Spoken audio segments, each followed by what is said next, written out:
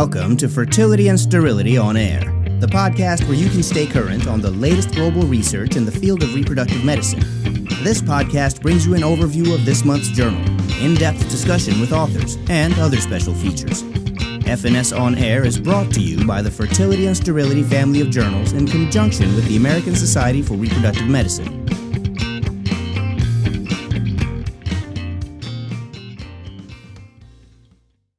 Hi, everyone, and welcome back to another episode of F&S Unplugged. I'm your co-host, Pietro Borletto.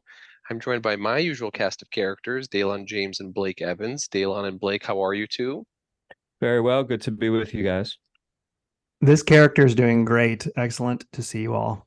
And if you've been paying attention to the podcast at all, you've noticed that it's always kind of been these three clowns that have been talking about the excellent research and F&S science reports and reviews. Our listeners are in for a real treat. We're finally adding a voice of wisdom, of knowledge, of in-depth analysis to our research. And you've heard her before, but welcome to the podcast, formerly as now no longer a guest host, but a recurring co-host of the podcast, Dr. Molly Cornfield. Thanks, Pietro. I'm excited to be here. No one's more excited than Daylon, Blake, and I guarantee it. But our listeners should also be excited because Molly's really going to focus on kind of the fourth arm of fertility and sterility. We have our three sister journals. We have the main journal. But the whole section of Consider This articles has really been something that's developed over the course of the last several years as just a rich area of original content, stuff that doesn't fit classically into the journal. And like I told you on the previous podcast, is now being highlighted on the main F&S website since we've sunsetted the Dialogue website. It's a really cool opportunity for not only our listeners to submit stuff, but also Molly to be able to share what you guys are all writing in the Consider This section of Fertility and Sterility. And with Molly being the latest addition to the podcast, I want to start with her and start by having Molly tell us a little bit about which article she selected from the Consider This section. Thanks for that great intro, Pietro. So I'm so excited to share our first ever Consider This article on the Unplugged podcast today. The title of the article I chose is Some Caution About DHEA Supplementation by Drs. Norbert Gleicher and David Barad at the Center for Human Reproduction in New York City. I'm always interested in seeing what's coming out of the Center for Human Reproduction. Their center specializes in very challenging IVF cases, advanced maternal age, diminished ovarian reserve, poor responders. And some of my practices when I'm caring for these patients have been informed by some of their publications. So I was interested in what they were writing today. I liked this article because the flexibility of the Consider This format allows the authors to informally give us an update on how they're practicing since their prior published research. And it can be a mix of evidence-based information, which is mostly what we look at in F&S, but they have the ability to add some anecdotal experience and personal expertise. So for the listeners who aren't REIs, this article is about DHEA. DHEA is a hormone produced by the adrenal glands and the ovaries, and it's an essential precursor to the production of androgens, including testosterone, as well as estradiol. And DHEA can also be taken as a supplement that can be recommended in some IVF clinics for very AMA or DOR patient populations. And the authors actually cite that it's utilized in 50% of IVF cycles. A prior study I saw from maybe 10 years ago said 25%, so it's probably somewhere in that range. DHEA may improve IVF cycle outcomes in some patients, as androgens appear to have an important role in early follicular growth and development. But as we've discussed previously on this podcast, when androgens are too high, they can have a pretty detrimental effect on folliculogenesis and oocyte quality. So it's really a balance. The authors of the Consider This piece talk about the initial DHEA dosing they use, 25 milligrams 3 times a day, which is what is used in most of the published literature from their group. In these authors' practice, they actually monitor patients on DHEA with an androgen panel and then adjust supplementation. And that's why they wrote their Consider This article today. They wanted to update F&S readers that they've noticed that many of their patients are starting to come in with pretty high serum androgen levels on the same dosing post-COVID, particularly patients with lower BMIs. And they've actually had to drop this DHEA dosing for many patients. They hypothesize that it could be related to increased potency of DHEA raw materials used to produce DHEA post-pandemic, but they can't really find evidence that there have been significant changes in production, and they haven't actually done a comparison between DHEA pre and post-pandemic. They haven't held two pills side by side and done an analysis of that. So it's pretty hypothetical. But the concept of the article is simple. Hey, we think this supplement is a little more potent than it used to be. Let's readjust how we're administering, monitoring, and dosing it. And the authors are still suggesting starting at that higher dose, but then checking an androgen panel, turning down the dosing if needed prior to an IVF cycle. I think this really speaks to the greater discussions happening around supplements and differences that can occur from batch to batch, branch to brand, particularly with some of the disruptions in supply chains from the pandemic. I always remind my patients, not all supplements are going to be beneficial just because you bought them at a health food store and just because they're called supplements. And some could even be harmful, as in the case of taking too much DHEA. And we may not know the concentration of what they're actually getting because supplements just aren't regulated the same way that drugs or medications are. So we really have to be careful when we're recommending supplements to patients, or if they're coming to us already taking a long list of supplements, how are we guiding them in choosing what to continue or what not to? In my practice, I use DHEA supplementation for patients with a high FSH level, but I'm not usually checking or rechecking androgens in the majority of situations. So that was interesting to me about the practice of these authors. A downside could be that if you're checking androgens and tweaking doses, you're definitely adding cost and some delay to the start of an IVF cycle.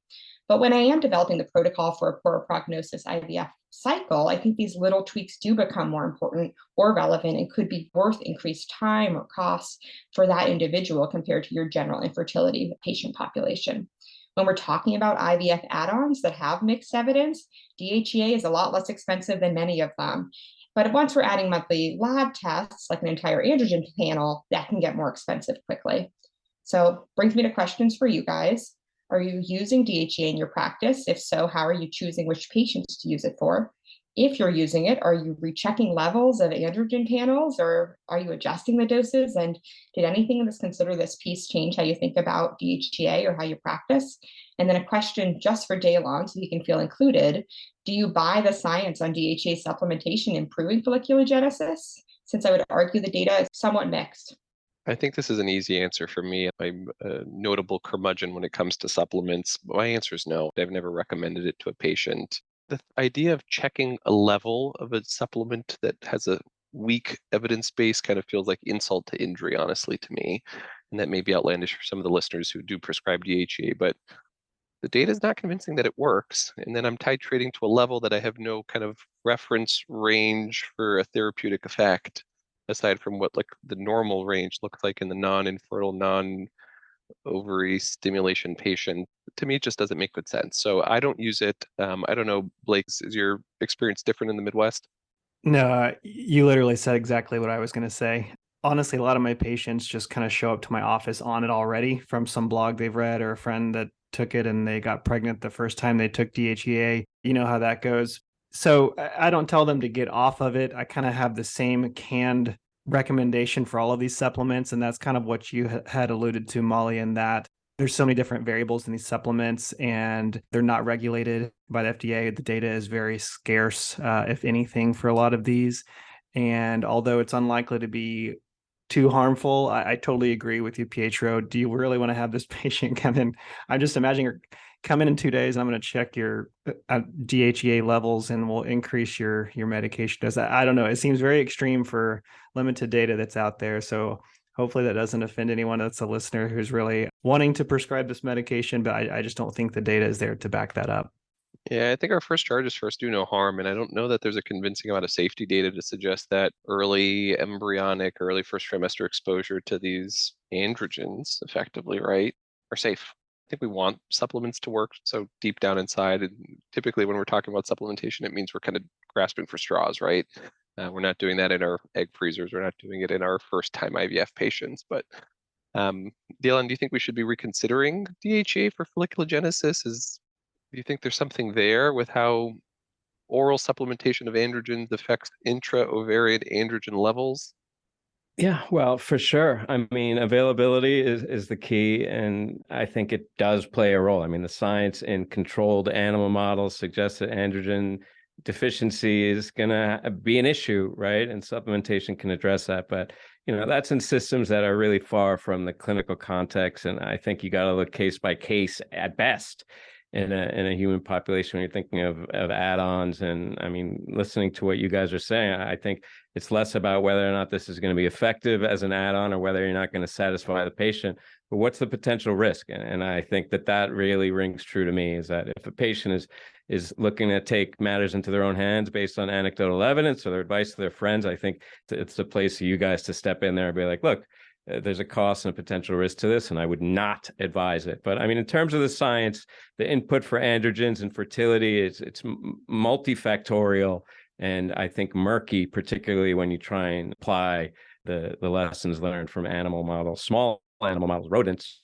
polyovulatory, to patients. I mean, and the data from primates, it's there, but I'm no expert in that particular focus, but I think the data there also has a long way to go in terms of being really convincing that supplementation of androgens in a typical IVF cycle is going to be recommended.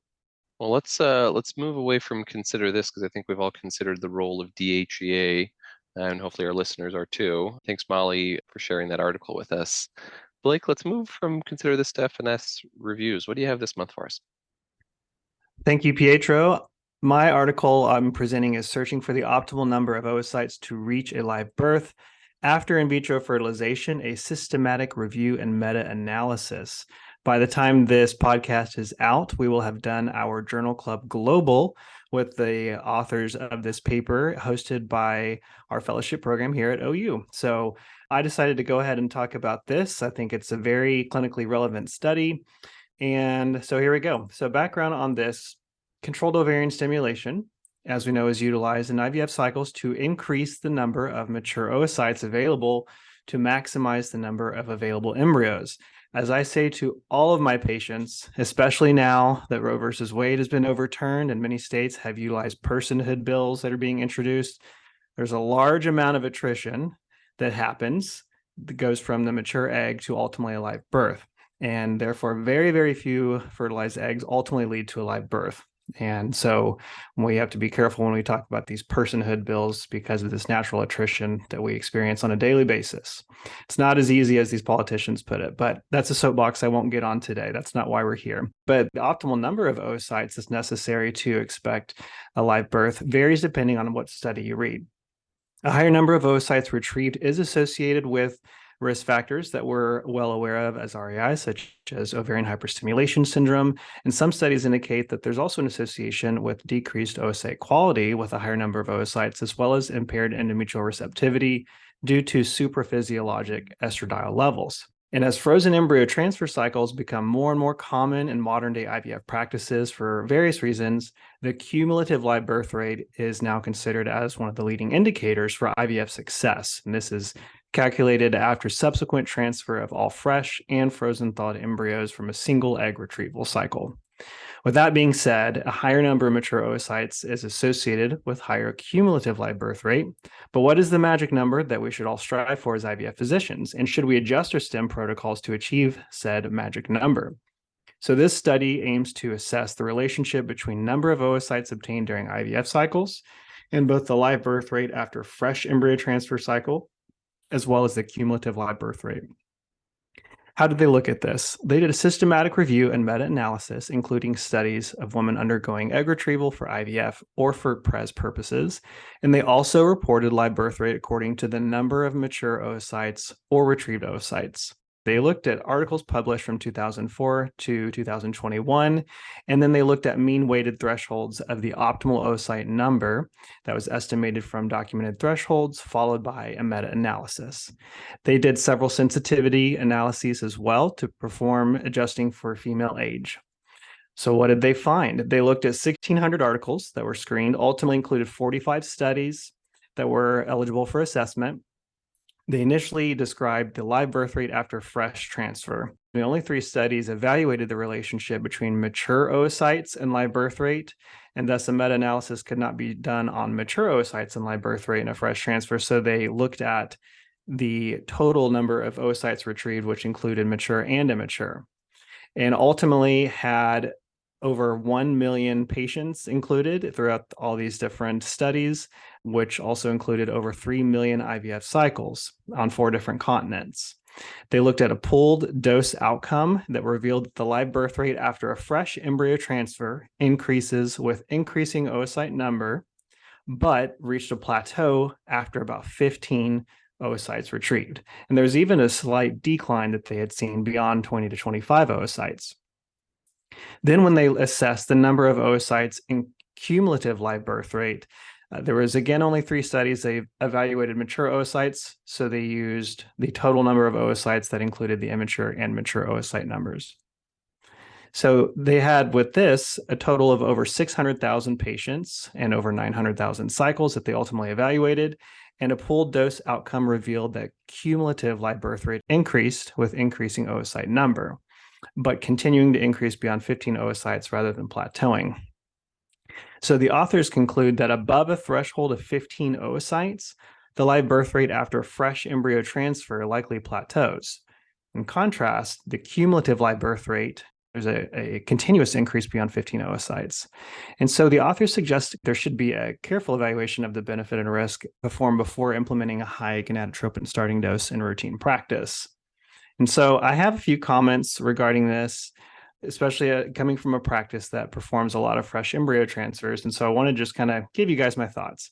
So if live birth rate plateaus after 15 oocytes in a fresh transfer cycle versus continues to increase past 15 if no fresh transfer performed, could live birth rate be optimized by not performing a fresh transfer and only doing frozen transfers? This seems to make sense if we consider possible adverse effects of a fresh transfer cycle, such as OHSS, like I mentioned, decreased endometrial receptivity if we suspect that supraphysiologic estradiol levels do in fact play a role, and possibly decreased oocyte quality, as the authors had alluded to. Now, there are actually a fair number of studies that corroborate these findings in this study, including a recent publication of this month's FNS by Fanton et al. That had over 400,000 IVF cycles comprised from START data.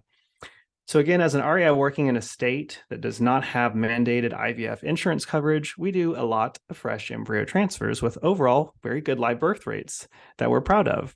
And although I'm not discounting the findings of this study at all, and I do think this is very valuable information, I do want to point out a couple of things that are food for thought. So for example, if for the couple who only wants 1 to 2 children and are paying out of pocket, which is a lot of my patients in Oklahoma, I'm going to be pretty reluctant to do a freeze all and do only a frozen embryo transfer cycle just because they have more than 15 oocytes and they're at a good prognosis for a fresh transfer. They could have very well gotten pregnant and delivered in that fresh transfer cycle and save the additional cost of a frozen embryo transfer cycle and the delayed time to getting pregnant if we decide to do a freeze-all approach. With that being said, we have to also keep in mind the cost effectiveness if we're doing a routine freeze-all approach. Again, things that transitioning from fellowship in a state where everything was mandated coverage to Oklahoma where hardly anything is covered, this is something I have to keep in mind daily.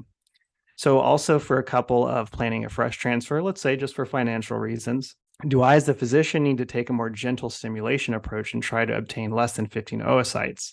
In doing so, how much am I really improving the live birth rate, but also ultimately limiting the cumulative live birth rate because now I have fewer embryos to work with? And I'm almost done with my rant, I promise. But in light of that thought too, so figure 3 in this paper looks at the relative risk of live birth rate with fresh transfer plotted against the number of oocytes retrieved.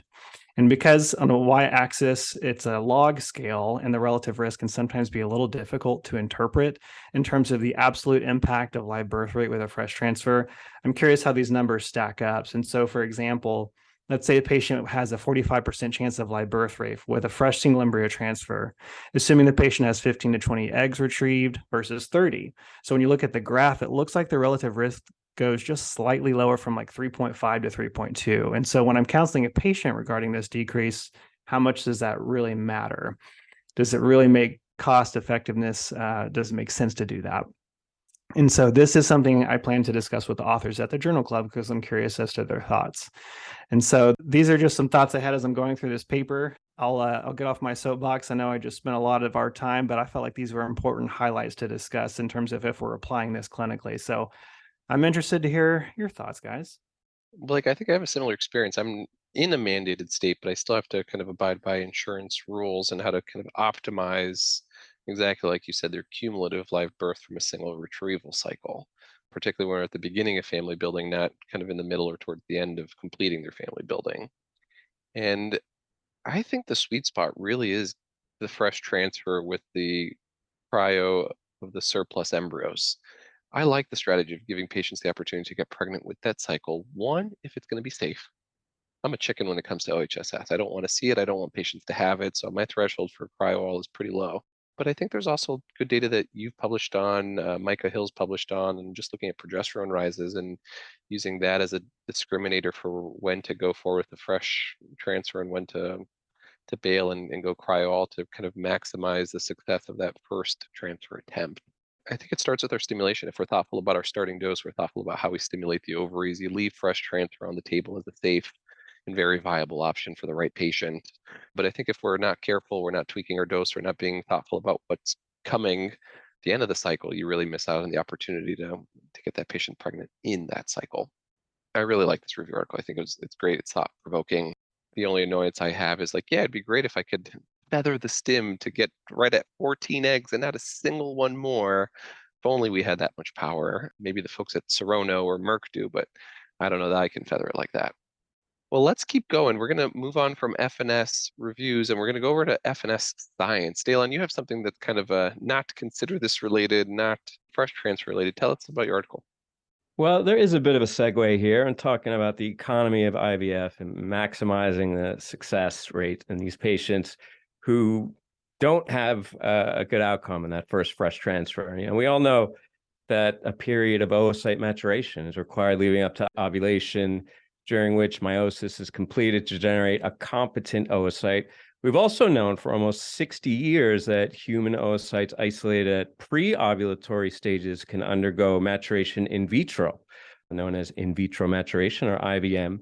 And since 1991, which was the first time it was done, we've been able to generate pregnancies from in vitro matured oocytes. In fact, IVM is deliberately leveraged clinically to reduce the risk of OHSS in PCOS patients. In those protocols, oocytes are recovered without the application of an exogenous ovulatory trigger and then matured in vitro. And then, of course, there's rescue IVM, where the attempt is made to salvage the immature oocytes obtained at retrieval following a trigger, an exogenous trigger. But here's the thing. The first thing you do in embryology is denude the cumulus cells from the oocytes. So the essential biological support role that those cumulus cells play in fostering oocyte maturation is lost. You know, that juxtacrine communication stream connecting cumulus cells to oocyte via those gap junctions are severed. Many studies have shown that co-culture of immature oocytes with cumulus cells confers a benefit: increased maturation, fertilization, embryo development, etc. So it seems like restoring some semblance of the cumulus-derived input can improve rescue IVM, but there's a catch, right? Rescue IVM is less effective for immature oocytes after they've been cryopreserved and thawed than it is for fresh immature oocytes. And that's how we come to this paper I'm presenting from Catherine Gordon and Catherine Rakowski at the Brigham. As with many decisions in assisted reproduction, the rationale for rescue IVM can come down to a matter of cost. Not as effective post-thaw, and it incurs a cost, right? So for poor responders or women undergoing oocyte cryopreservation in advance of gonadotoxic therapies, for example, justifying that cost is a no-brainer. But for women undergoing social freezing or freezing extra oocytes in the context of a typical cycle like we've been talking about here, rescue IVM is most often an unnecessary expense, right? Most patients aren't going to go out of pocket for that. But what if the patient runs out of cryopreserved oocytes that are mature? If we aren't going to pay for rescue IVM on the front end, should we be saving all these immature oocytes, freezing them nonetheless, for patients anyway, to attempt to rescue post-thaw in some cases? This was the question this study set out to address, a very simple, straightforward question with powerful methods using a randomized controlled trial. 320 total post-thaw immature oocytes were divided evenly between 160 GV and 160 M1 stage. They were randomized to co-culture either with or without autologous cumulus cells that were cryopreserved alongside those oocytes. And those oocytes were cultured for either 32 hours in the case of GV or 20 to 22 hours in the case of the M1 phase, followed by measurement of progression to M2, parthenogenetic activation, blastulation, spindle morphology, and chromosome alignment. There was a bit of nuance to the results, and I recommend to our listeners that they have a look for themselves. But the bottom line was that co-culture in this system, at least, did not improve rescue IVM of vitrified and thawed immature oocytes. So the takeaway here may be negative, but or a negative result, at least, no difference. But I like to cast it in a different light, the same light that every hardworking scientist out there knows too well, which is this isn't a failure as much as it is the elucidation of a method that doesn't work to rescue thawed immature oocytes, right? That old Thomas Edison saw. And that's to say that I wouldn't give up on this path. One thing lacking in these cultures is the three-dimensional architecture that is more akin to the follicle.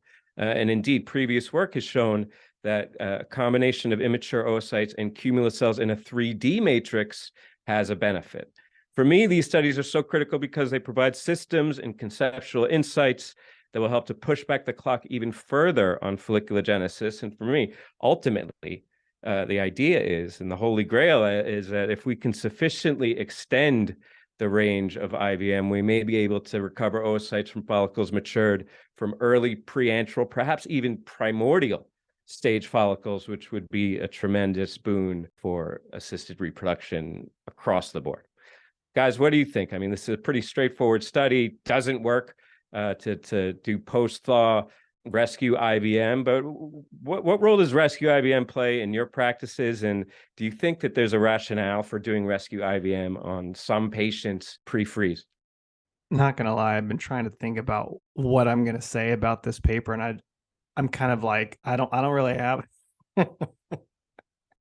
I've left you guys speechless. Well, an impressive negative result like this can be pretty mind-boggling, but it's important here to consider that these methods are evolving, right? The field is living and breathing. And I mean, what do we do for these patients when they run out of eggs and they're not really amenable to continued stimulation cycles? You're talking about how, with the insurance being an issue and whatnot, maybe there's a rationale for leaving these so-called poor quality eggs on ice. The whole idea of freezing your head after you're dead, because maybe in 1,000 years they'll come along with some tech. Do you think that embryologists out there are going to hate you for this, but you think we should be freezing immature eggs? I'd like to just comment on the freezing the head part. You can count me as a +1 on that. I'd be interested if the technology gets there. Elon, if you're listening, let's talk. But to your question, Daylon, about should we be freezing some of these immature eggs?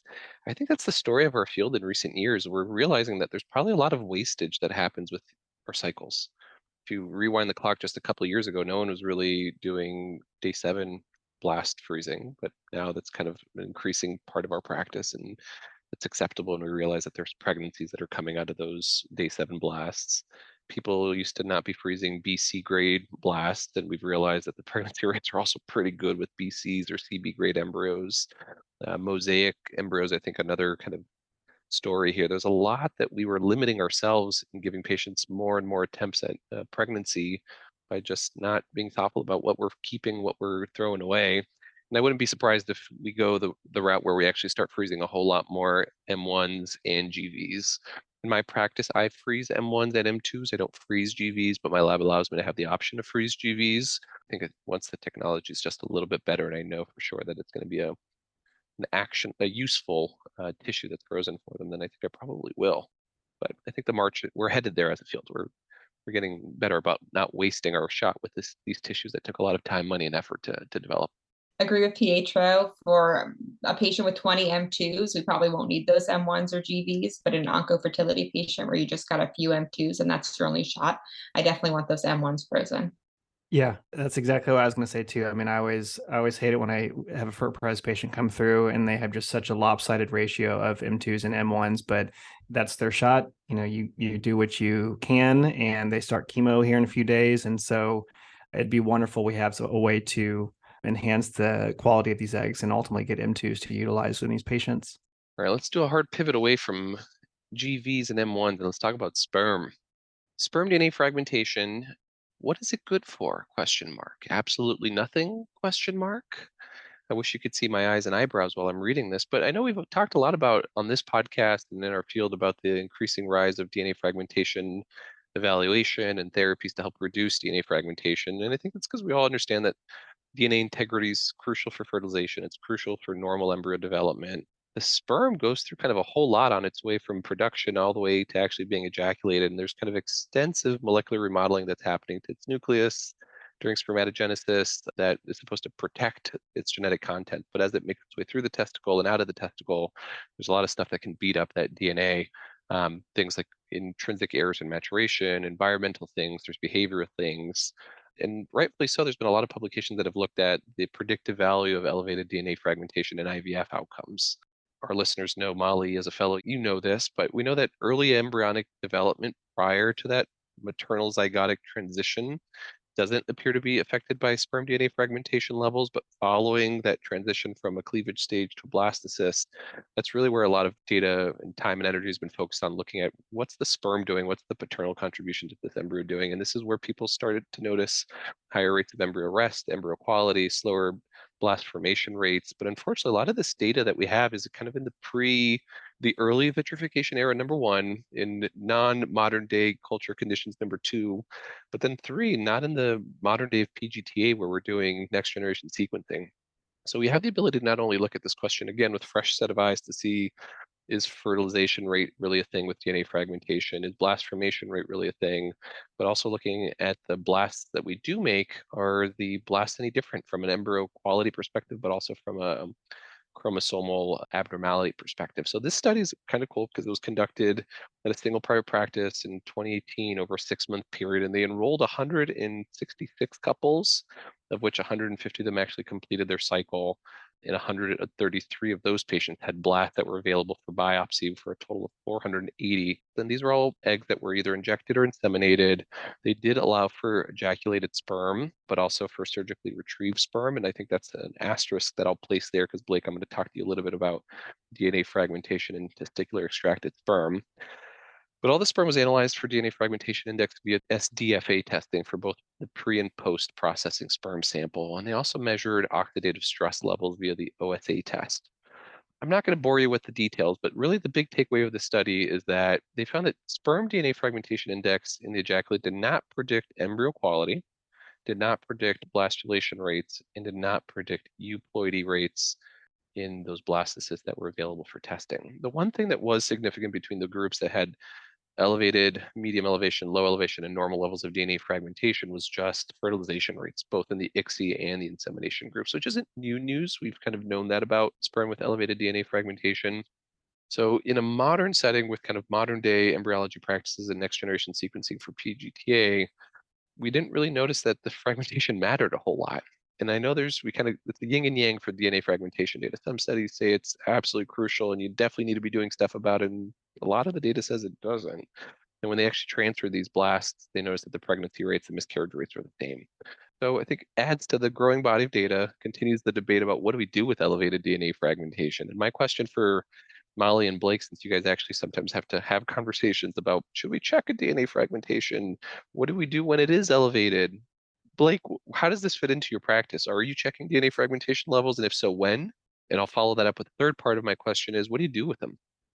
Yeah, I mean, I feel like we keep coming back to this conversation often with DNA fragmentation because everyone wants to test it. They want to know, is it elevated? What do we do with it? We know that the most recent recommendations are to not get it routinely, which is a question I had on this study too. I mean, these are patients that you would not have otherwise just gotten a DNA fragmentation. Is it someone who has recurrent pregnancy loss, in which now the AUA is saying we should get it on these patients? And to answer your question, that's usually whenever I recommend it. Otherwise, I admittedly am not getting it in patients, to be honest. But when you do and it's elevated, what do you do with it? What's your thing? Yeah, well, that's why I don't get it. So I don't have to be in this conundrum of what do I do with an elevated DNA fragmentation. But in all seriousness, our urologist, he will sometimes get it in the presence of a varicocele. Do you repair it? Do you not? If you don't have a varicocele, do you repair it? Do you put them on antioxidants? We've talked about in the past is DNA fragmentation. Is it like more of a binomial thing? Is it elevated, yes or no? Or is it more of a continuous spectrum on is 33% different than 57%? And if so, to what degree? And what do you even do about that? So I don't get it routinely, I'll be honest. And one other thing too, I was curious about when we were going through this is this is one DNA fragmentation test, whereas there's like 4 or 5 different ones. So if my clinic is using the Halo sperm assay, whereas a different clinic is using the SCSA assay, does that make a Comet, difference? tunnel, pick your poison. Yeah. There's so many different kinds. So I think, like I mentioned a couple of podcast episodes ago, I think something's there with DNA fragmentation. There's more and more data starting to mount, but we still just don't really know yet. Yeah, I wish we were all speaking the same language, because it's DNA fragmentation is an umbrella term. Different tests are testing different things, and not all fragmented DNA is the same. We have single-stranded DNA breaks, we have double-stranded DNA breaks, and the relative contribution of one versus the other probably matters, but we're not really digging into that a whole lot. And then once you find yourself in the situation where, hey, you have, and I'm using air quotes here, elevated DNA fragmentation, you have to choose something to do with it. You can't test it and then not act on it. I think that's probably going to frustrate patients a heck of a lot more. And are you using microfluidics, using antioxidants? Dalen, maybe you want to chime in here, because the Cornell experience I think is kind of unique, where DNA fragmentation is much more of a thing at Cornell. What do you think? Well, yes, DNA fragmentation is a big thing here, considering that we have, the inventor of ICSI here, very focused on sperm, but I can't speak to it. I have nothing to say about it. I have no clinical experience with it. I just want to think about it conceptually, in terms of DNA fragmentation, we're talking about major compromises in the DNA. So you're talking about a kind of binary outcome, which bears out in the literature, so you're going to have reduced fertilization, and that's to be expected. There's fewer competent sperm there to get in there. I think what we should be focusing on more is this idea that comes from the field of hematopoiesis, clonal hematopoiesis of indeterminate potential. We should be thinking about clonal spermatogenesis of indeterminate potential, because I think that's where the real risk is. One, because it's more occult, more latent, will not be noticed in these gross screens. And two, I think the capability, we're getting there in terms of the capability with NGS, that we can get resolution at the base pair level. I mean, the idea that we're going to submit all sperm samples for, NGS and seq for the whole genome seq for them, or exome seq even, maybe is a bit far-fetched now. But I think in some of these patients, particularly older men, where these spermatogenic clones have really grown to make up a significant proportion of the ejaculate, I think that those would be results. So I think there's a lot there in terms of NGS and sperm. I just think the resolution we have of looking at it right now doesn't really get at the real risk here. I think we're, as you just elucidated there or described, this paper shows that, DNA fragmentation is not really going to bear out in terms of aneuploidy or embryo quality. And that's kind of what I would expect in my thought experiment. I think we got to go to another level of resolution, which is probably a little bit scarier. All right, so we need smart people like you in the lab, Dalen, to sort this out for us, because it seems like it's a technical issue. It doesn't seem like it's a clinical issue yet. We need a better test.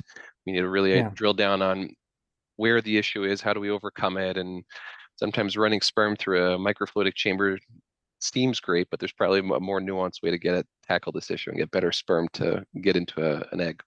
Yeah. So, all of our patients are on these supplements like we talked about, Molly. We have them. Yeah, you can take coenzyme Q10. Whoa. Not all of our patients. Some of us don't recommend them, Blake. Okay. You know what I mean. They're going to be on them regardless. They come to your clinic, you're on these supplements, and of course we'll give our 2 cents about what we think, what the data says. But what I'm trying to get at is there's so many studies coming out with DNA fragmentation. We have a lot of these patients on supplements, or may not recommend them. Should we just have everyone take acai berry supplements and then use the Zymot with IVF, and then just stop doing DNA fragmentation studies? Or should we do a testicular biopsy on every patient for IVF, regardless of their history? I think your practice is going to close if you're routinely recommending testicular biopsy, but let me know how that works out. Tessie all. A lot of patients who've just had an egg retrieval would love having their partners go through a testicular biopsy. Yes. That's true. Doesn't it? That's true. This is why Molly's on the podcast, the voice of reason. That's right. Well, I don't think we're going to settle the DNA fragmentation index on this podcast, but we hope that you'll check out that article and check out the rest of the articles that are coming out in F&S Science reviews and reports. And a special plug to Molly, who's going to be a recurring co-host to talk about the Consider This section. If you've ever thought about waxing poetic about something related to our field, but it doesn't fit into the classic editorial manager categories of articles for F&S, think about a piece that you want to submit on ethics, on an idea you have, on an article that's not being published in F&S, or something that's just topical in our field, submit it through us on the F&S website, and we'd love to review it, have it posted online, and potentially talk about it on the podcast. That's all the time we have for today. Blake, Daylon, and Molly, thanks so much for joining. It's good to see you guys, and we'll see you guys and our listeners next month. Freeze your head. Freeze your head. This concludes our episode of Fertility and Sterility on Air, brought to you by Fertility and Sterility in conjunction with the American Society for Reproductive Medicine. This episode was produced by Dr. Michael Simoni and Dr. Molly Cornfield. This podcast was developed by Fertility and Sterility and the American Society for Reproductive Medicine as an educational resource and service to its members and other practicing clinicians. While the podcast reflects the views of the authors and the hosts, it is not intended to be the only approved standard of practice or to direct an exclusive course of treatment. The opinions expressed are those of the discussants and do not reflect Fertility and Sterility or the American Society for Reproductive Medicine.